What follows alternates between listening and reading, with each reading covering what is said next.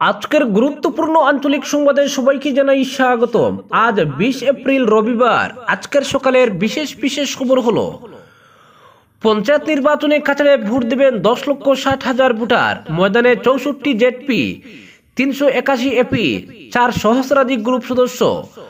Polling station 1706, মহিলা পরিচালিত 274।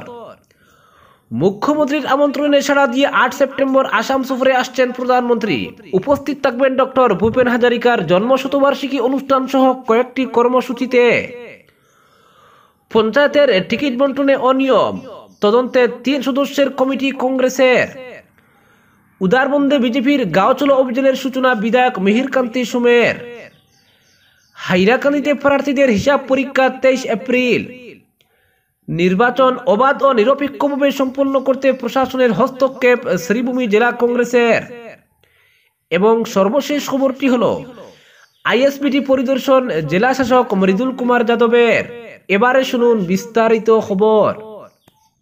এবারের পঞ্চায়েত নির্বাচনে কাছাড় জেলায় 25টি জেলা পরিষদ আসনে ভোট দেবেন 10,60,155 জন ভোটার। এর মধ্যে পুরুষ ভোটারের সংখ্যা 5,31,661 জন, মহিলা ভোটারের সংখ্যা 5,28,479, তৃতীয় লিঙ্গের ভোটারের সংখ্যা 15। লক্ষ্মীপুর সমজেলা মিলে কাছাড় জেলায় মোট 1,706টি পোলিং স্টেশনে ভোটদান করবেন ভোটাররা। এর মধ্যে অতিরিক্ত সহায়ক পোলিং স্টেশনের সংখ্যা 86। এই তথ্য তুলে দিয়েছেন কাছাড়ের জেলা শাসক মৃদুল যাদব। পঞ্চায়েত নির্বাচনের প্রাক প্রস্তুতি এবং পরিসংখ্যান ভিত্তিক বিশ্লেষণ তুলে ধরে শনিবার কাছাড়ের জেলা আয়ুক্ত মৃদুল যাদব সাংবাদিক সম্মেলনে বলেন, গণতান্ত্রিক প্রক্রিয়া জনগণ যেন নির্ভয়ে তাদের ভোটাধিকার প্রয়োগ করতে পারেন তা নিশ্চিত করতে প্রশাসনের পক্ষ থেকে সব ধরনের ব্যবস্থা গ্রহণ করা হয়েছে। নির্বাচনী তথ্য দিতে গিয়ে তিনি জানান, জেলায় মোট পোলিং স্টেশনের সংখ্যা 1,706টি, যার মধ্যে লক্ষ্মীপুর সমজেলায় রয়েছে 310টি, অতিরিক্ত বুথ রয়েছে 86। মহিলা পরিচালিত পোলিং স্টেশনের সংখ্যা কাছাড়ে 274টি, যার মধ্যে লক্ষ্মীপুরে রয়েছে 19টি। এছাড়াও জেলা জুড়ে 490টি P2 পোলিং স্টেশন চিহ্নিত করা হয়েছে। এর মধ্যে লক্ষ্মীপুর সমজেলায় 5টি। প্রশাসনের দেওয়া তথ্য মতে জেলা পরিষদ সদস্য পদে বৈধ মনোনয়নপত্রের সংখ্যা 64। এর মধ্যে 2 জন প্রার্থী বিনা প্রতিদ্বন্দ্বিতায় নির্বাচিত হয়েছেন। আঞ্চলিক পঞ্চায়েত সদস্য পদে বৈধ প্রার্থী 381 জন, 13টি মনোনয়নপত্র বাতিল হয়েছে। আঞ্চলিক পঞ্চায়েত পদে 35 জন প্রার্থী বিনা প্রতিদ্বন্দ্বিতায় নির্বাচিত হয়েছেন। গ্রাম পঞ্চায়েত গ্রুপ সদস্য পদে মোট 4,051টি বৈধ মনোনয়ন গৃহীত হয়েছে। তারা প্রত্যেকেই নির্বাচনী ময়দানে রয়েছেন। 106টি মনোনয়ন বাতিল হয়েছে। 319 জন প্রার্থী বিনা প্রতিদ্বন্দ্বিতায় রয়েছেন। নির্বাচন পরিচালনার জন্য প্রশাসনিক পরিকাঠামোর মাধ্যমে সুষ্ঠু ব্যবস্থাপনার লক্ষ্যে জেলায় 25 জন জোনাল অফিসার এবং 125 জন সেক্টর অফিসার নিযুক্ত করা হয়েছে। 4 জন জোনাল অফিসার রয়েছেন লক্ষ্মীপুর সমজেলায় সেক্টর অফিসার রয়েছেন 23 জন। মৃদুল যাদব জানান, ইতিমধ্যে ব্যালট বাক্স গ্রহণ ও জমা দেওয়ার জন্য যথাযথ কেন্দ্র নির্ধারণ করা হয়েছে। যেমন উদারবন্দ ও সোনাই বিধানসভার অন্তর্গত পোলিং স্টেশনের ক্ষেত্রে রামনগর আইএসবিটি চূড়ান্ত করা হয়েছে। লক্ষ্মীপুরের ক্ষেত্রে সেখানকার খণ্ড উন্নয়ন আধিকারিকের কার্যালয় ব্যবস্থা করা হয়েছে। এছাড়া জেলার অন্য 4 বিধানসভা যথাক্রমে শিলচর, ধলাই, বড়খলা এবং কাটিগড়ার জন্য রামনগরের আইএসবিটিকে ব্যালট বাক্স জমা ও গ্রহণের কেন্দ্র হিসেবে নির্ধারণ করা হয়েছে। অপরদিকে 8 সেপ্টেম্বর ভারতরত্ন ডক্টর ভূপেন হাজারিকার জন্মশতবার্ষিকীতে আসাম সফরে আসবেন প্রধানমন্ত্রী নরেন্দ্র মোদী। উপস্থিত থাকবেন কয়েকটি চোখ ধাঁধানো অনুষ্ঠানে। ভারতরত্ন ডক্টর ভূপেন হাজারিকার জন্মশতবার্ষিকীর বছরব্যাপী উদযাপনের উদ্বোধনী অনুষ্ঠানে উপস্থিত থাকবেন প্রধানমন্ত্রী। শনিবার নয়াদিল্লিতে প্রধানমন্ত্রী নরেন্দ্র মোদীর সঙ্গে সাক্ষাৎ করেন। ডক্টর ভূপেন হাজারিকার জন্মশতবার্ষিকী অনুষ্ঠানে প্রধান অতিথি হিসেবে উপস্থিত থাকার আনুষ্ঠানিক আমন্ত্রণ জানান আসামের মুখ্যমন্ত্রী ডক্টর হিমন্ত বিশ্ব শর্মা। এরপরে 8 সেপ্টেম্বর প্রধানমন্ত্রীর আসাম সফরের ঘোষণা করা হয়। এই সাক্ষাতে মুখ্যমন্ত্রী প্রধানমন্ত্রীকে আসাম বায়ো ইথানল প্ল্যান্ট উদ্বোধনেরও আমন্ত্রণ জানান। এই প্ল্যান্টে 300 কোটি পিএ বাস ব্যবহার করে 49 কেপিটিএ ইথানল উৎপাদন হবে। গ্রামীণ সবলীকরণ এবং বহনক্ষম শক্তির ক্ষেত্রে এটা এক উচ্চাকাঙ্ক্ষী পদক্ষেপ।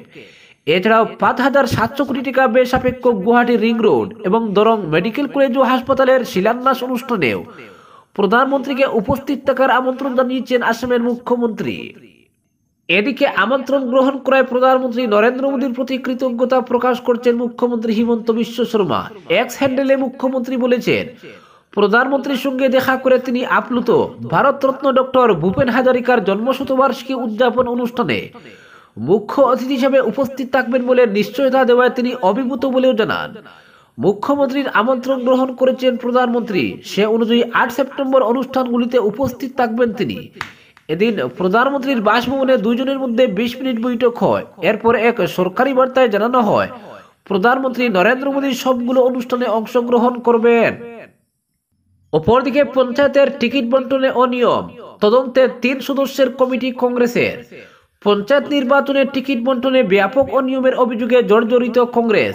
বিভিন্ন স্থানে ঘুষের বিনিময়ে নির্বাচনে প্রতিদ্বন্দ্বিতার জন্য প্রার্থীদের দলীয় টিকিট দেওয়ার অভিযোগে বিদ্ধ কংগ্রেস। এসব অভিযোগের তদন্তের জন্য 3 সদস্যের কমিটি গঠন করেছে আসাম প্রদেশ কংগ্রেস কমিটি। টিকিট বন্টন প্রক্রিয়ায় লাগাম ছাড়া দুর্নীতির অভিযোগ উঠায়। প্রচন্ড চাপের মধ্যে রয়েছে দলটি। এই চাপ ক্রমশ বাড়তে থাকায় এমন পদক্ষেপ নিল আসাম প্রদেশ কংগ্রেস। তদন্ত কমিটি গঠনের কথা ঘোষণা করে আসাম প্রদেশ কংগ্রেস সভাপতি ভূপেন বোরা জানিয়েছেন, প্রাক্তন কেন্দ্রীয় মন্ত্রী পবন সিং রাঠোরের নেতৃত্বাধীন কমিটি পঞ্চায়েত নির্বাচনের টিকিট বন্টন সংক্রান্ত সব অভিযোগের পুঙ্খানুপুঙ্খ তদন্ত করবে। আসামের দায়িত্বে থাকা এআইসিসি সাধারণ সম্পাদক জিতেন্দ্র সিংয়ের নির্দেশ অনুযায়ী দলের স্বচ্ছতা এবং শৃঙ্খলা নিশ্চিত করতে এই পদক্ষেপ গ্রহণ করা হয়েছে। ভূপেন বোরা জানিয়েছেন, এই কমিটি পঞ্চায়েত নির্বাচন সংক্রান্ত যত অভিযোগ দলের কাছে এসেছে এর সব কটির তদন্ত করবে। এর মধ্যে রয়েছে টিকিট বন্টনে অনিয়ম, টাকার বিনিময়ে টিকিট বন্টন, বিরোধী প্রার্থীদের ওয়াকওভার দেওয়া, কোনো ব্যাখ্যা ছাড়াই মনোনয়নপত্র প্রত্যাহার করে নেওয়া সহ অন্যান্য দল বিরোধী কার্যকলাপ। ভূপেন বোরা জানিয়েছেন, যে কোনো দলীয় সদস্যকে ডাকার কর্তৃত্ব দেওয়া হয়েছে কমিটিকে। 7 মের মধ্যে তদন্ত রিপোর্ট জমা দিতে কমিটিকে নির্দেশ দিয়েছে এপিসিসি। অপরদিকে উদারবন্দে বিজেপির গাঁও চলো অভিযানের সূচনা বিধায়ক মিহিরের। পঞ্চায়েত নির্বাচনকে সামনে রেখে উদারবন্দ বিধানসভা সমষ্টির লারসিং গ্রাম পঞ্চায়েত এলাকার জাফিরবন্দ থেকে বিজেপির গাঁও চলো অভিযানের সূচনা করেন উদারবন্দের বিধায়ক মিহির কান্তি সোম। শনিবার সকাল 10:30টায় জাফিরবন্দ থেকে বিজেপির দলীয় পতাকা নিয়ে কার্যকর্তারা এক র্যালি বের করেন। এই র্যালিতে অংশ নেন উদারবন্দের বিধায়ক মিহির কান্তি সোম। র্যালিটি জাফিরবন্দ পুরনো সড়ক দিয়ে নেট্রিপের পাশ থেকে মহাসড়ক হয়ে জাফিরবন্দে এসে শেষ হয়। উদারবন্দ মন্ডল সভাপতি উমাশঙ্কর ভট্টাচার্য লারসিং জিপির বিনা প্রতিদ্বন্দ্বিতায় আঞ্চলিক পঞ্চায়েত সদস্য হিসেবে জয়ী প্রার্থী ভারতী রাজবংশী, পানগ্রাম জিপির আঞ্চলিক পঞ্চায়েত সদস্য হিসেবে জয়ী অভিজিৎ আচার্য সহ অন্যান্য কার্যকর্তাদেরকে পাশে রেখে বিধায়ক মিহির কান্তি সোম বলেন, দেশের প্রাক্তন প্রধানমন্ত্রী ভারতরত্ন অটল বিহারী বাজপেয়ী ও পণ্ডিত দীনদয়াল উপাধ্যায়ের স্বপ্ন ছিল গ্রামাঞ্চলকে শহরের সঙ্গে যুক্ত করার প্রয়াস এবং গ্রামের উন্নয়নকে এগিয়ে নিয়ে যাওয়ার জন্য পঞ্চায়েত রাজের ব্যবস্থা। অটল বিহারী বাজপেয়ী ও পণ্ডিত দীনদয়াল উপাধ্যায়ের স্বপ্ন বাস্তবায়িত হচ্ছে। এর জন্য তাদের দল গাঁও চলো অভিযান শুরু করেছে। অপরদিকে হাইলাকান্দিতে প্রার্থীদের হিসাব পরীক্ষা 23 এপ্রিল। হাইলাকান্দি জেলায় পঞ্চায়েত নির্বাচনে অবতীর্ণ প্রার্থীদের 3টি পর্যায়ে হিসাব পরীক্ষার দিন ধার্য করা হয়েছে। জেলার নির্বাচনী পর্যবেক্ষকের নির্দেশে প্রথম পর্যায়ের হিসাব পরীক্ষা আগামী 23 এপ্রিল অনুষ্ঠিত হবে। এরপর দ্বিতীয় পর্যায়ে আগামী 26 এপ্রিল এবং তৃতীয় পর্যায়ে আগামী 30 এপ্রিল হিসাব পরীক্ষা করে দেখা হবে। এই পরীক্ষার দিনগুলিতে প্রতিদ্বন্দ্বিতায় অবতীর্ণ 3 ক্যাটাগরির প্রার্থী, পঞ্চায়েত সদস্য, আঞ্চলিক পঞ্চায়েত সদস্য এবং জেলা পরিষদ সদস্য সব প্রার্থীকে তাদের আপডেটেড বুকস অফ অ্যাকাউন্টস অর্থাৎ part A B and C সহ যাবতীয় প্রাসঙ্গিক ডকুমেন্ট নিয়ে ডিসি অফিসে অবস্থিত এক্সপেন্ডিচার মনিটরিং সেলে উপস্থিত থাকতে বলা হয়েছে। অপরদিকে নির্বাচন অবাধ ও নিরপেক্ষভাবে সম্পন্ন করতে প্রশাসনের হস্তক্ষেপ চায় শ্রীভূমি জেলা কংগ্রেস। মাথা উঁচু করে 140 বছর ধরে দাঁড়িয়ে রয়েছে কংগ্রেস, তাই কংগ্রেসকে কোনোভাবেই হেয় করা যাবে না। দলের প্রতি মানুষের অগাধ আস্থা ও সমর্থন রয়েছে। এগুলো উল্লেখ করে রাজ্যের পঞ্চায়েত নির্বাচন সুষ্ঠু ও নিরপেক্ষভাবে সম্পন্ন হবে বলে দাবি করেছেন শ্রীভূমি জেলা কংগ্রেস সভাপতি রজত চক্রবর্তী। প্রার্থী তালিকা সরাসরি কংগ্রেস প্রকাশ করেনি জেলায়, এমন একাধিক অভিযোগে বিদ্ধ জেলা কংগ্রেস সভাপতি শনিবার বললেন, কংগ্রেসে যারা অনুশাসন মানেননি তাদের বিরুদ্ধে কঠোর ব্যবস্থা নেওয়া হচ্ছে। ইতিমধ্যে 5 জনকে দল থেকে 6 বছরের জন্য বহিষ্কার করা হয়েছে। শনিবার জেলা কংগ্রেস ভবনে সাংবাদিক সম্মেলনে জেলা সভাপতি রজত চক্রবর্তী বলেন, বিরোধী প্রার্থীদের উপর শাসক দল দস্তুর মতো চাপ সৃষ্টি করছে। লুয়াইরপুয়া জেলা পরিষদ আসনে কংগ্রেস প্রার্থী দলের সঙ্গে বিশ্বাসঘাতকতা করেছেন। বর্তমানে 16টি জেলা পরিষদ আসনের মধ্যে 14টিতে লড়ছে কংগ্রেস। জেলা সভাপতি বলেন, জেলার 95টি আঞ্চলিক পঞ্চায়েত সদস্য পদের মধ্যে 64টিতে সরাসরি প্রতীক নিয়ে প্রতিদ্বন্দ্বিতা করছে কংগ্রেস। অন্যগুলোর অধিকাংশ আসনে কংগ্রেস সমর্থিত নির্দল প্রার্থী রয়েছেন। তিনি এদিন অভিযোগের পাশাপাশি দস্তাবেজ দেখিয়ে বলেন, আনিপুর জেলা পরিষদ আসনে একজন প্রার্থী বাল্যবিবাহের সঙ্গে জড়িত। এই অভিযোগ কংগ্রেসের তরফে উত্থাপন করা হলেও প্রশাসন নাকি গুরুত্ব দেয়নি। বাতিল হয়নি ওই প্রার্থীর মনোনয়ন। রজত চক্রবর্তী আশঙ্কা ব্যক্ত করে বলেন, বিগত লোকসভা নির্বাচনে শাসক দলের বিধায়ক সহ অন্যরা যেভাবে বুথ দখল করেছিলেন, সেরকম ঘটনার পুনরাবৃত্তি পঞ্চায়েত নির্বাচনে হতে পারে। তিনি এজন্য প্রশাসনকে সতর্ক থাকার আহ্বান জানান। জেলা কংগ্রেস সভাপতি বলেন, কংগ্রেসে অনুশাসন ভঙ্গকারীদের বিরুদ্ধে সর্বদা ব্যবস্থা নেওয়া হয়ে থাকে। ইতিমধ্যে 2 জেলা সাধারণ সম্পাদক বজলুল হক চৌধুরী আসাদ ও আশোক উদ্দিন সহ হেনা বেগমকে দলীয় প্রার্থীর বিরুদ্ধে নির্বাচনে প্রতিদ্বন্দ্বিতার জন্য প্রদেশ কংগ্রেসের তরফে 6 বছরের জন্য বহিষ্কার করা হয়েছে। তাদের প্রাথমিক সদস্যপদও বাতিল করা হয়েছে। এছাড়া জেলা কংগ্রেসের তরফে একই কারণে রাতাবাড়ির মণ্ডল সভাপতি ও কানিশাইল পেটেলনগরের এপি সদস্য পদে প্রতিদ্বন্দ্বিতাকারী যুব কংগ্রেসের কমরুল ইসলামকে বহিষ্কার করা হয়েছে। আরো কজনের বিরুদ্ধে ব্যবস্থা গ্রহণের সম্ভাবনা রয়েছে। তিনি বলেন, পাতারকান্দি কেন্দ্রের অধীন বিভিন্ন জিপি, এপি এবং জেলা পরিষদের ভোট গণনা কোনো একটি বাগানে হতে পারে বলে জেনেছেন। বলেন, ভোট গণনা যাতে পাতারকান্দির রবীন্দ্র ভবনে হয়ে সেই দাবি নিয়ে জেলা নির্বাচন আধিকারিকের কাছে দাবি জানাবে জেলা কংগ্রেস।